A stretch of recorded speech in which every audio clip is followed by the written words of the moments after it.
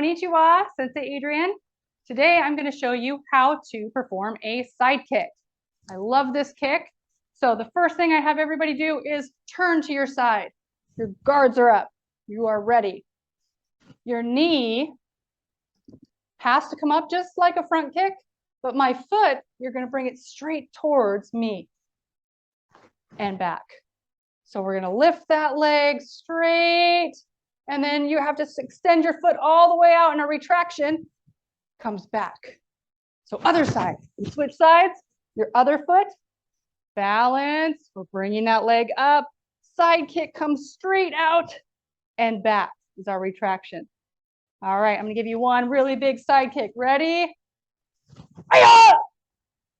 Keep practicing your side kicks. Make sure your knees get up and your foot is coming straight out. We're hitting with this part of your foot. All right, good job, you guys. Sayonara, work on your side kicks.